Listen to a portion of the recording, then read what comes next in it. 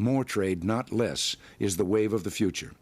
Here in America, as we reflect on the many things we have to be grateful for, we should take a moment to recognize that one of the key factors behind our nation's great prosperity is the open trade policy that allows the American people to freely exchange goods and services with free people around the world.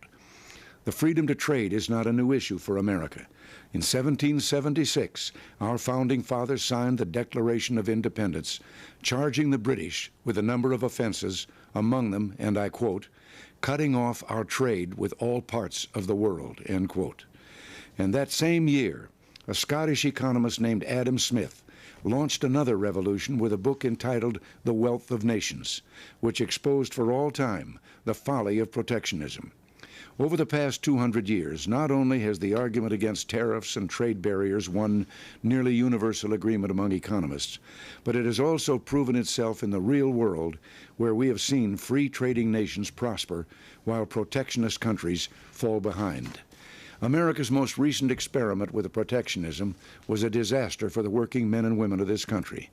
When Congress passed the Smoot-Hawley tariff in 1930, we were told that it would protect America from foreign competition and save jobs in this country. The same line we hear today. The actual result was the Great Depression, the worst economic catastrophe in our history. 1 out of 4 Americans were thrown out of work. 2 years later, when I cast my first ballot for president, I voted for Franklin Delano Roosevelt, who opposed protectionism and called for the repeal of that disastrous tariff. Ever since that time, the American people have stayed true to our heritage by rejecting the siren song of protectionism. In recent years, the trade deficit led some misguided politicians to call for protectionism, warning that otherwise we would lose jobs. But they were wrong again. In fact, the United States not only didn't lose jobs, we created more jobs than all the countries of Western Europe, Canada, and Japan combined. The record is clear that when America's total trade has increased, American jobs have also increased. And when our total trade has declined, so have the number of jobs. Part of the difficulty in accepting the good news about trade is in our words. We too often talk about trade while using the vocabulary of war.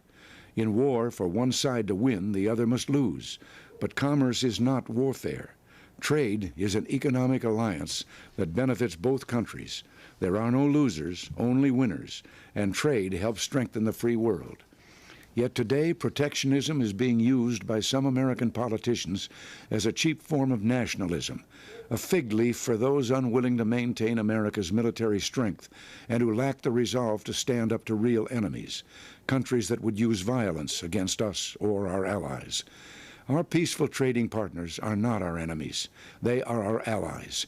We should beware of the demagogues who are ready to declare a trade war against our friends, weakening our economy, our national security, and the entire free world, all while cynically waving the American flag. The expansion of the international economy is not a foreign invasion.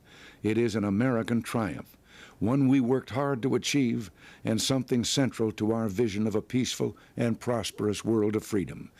After the Second World War, America led the way to dismantle trade barriers and create a world trading system that set the stage for decades of unparalleled economic growth.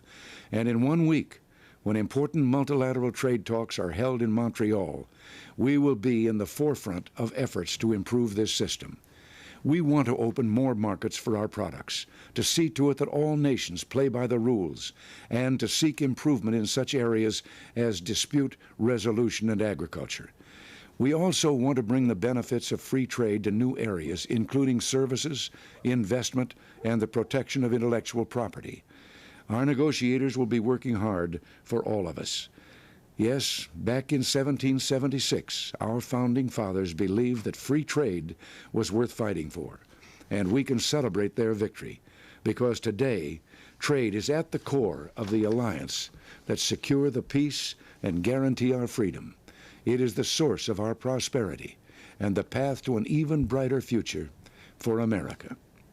Until next week, thanks for listening, and God bless you.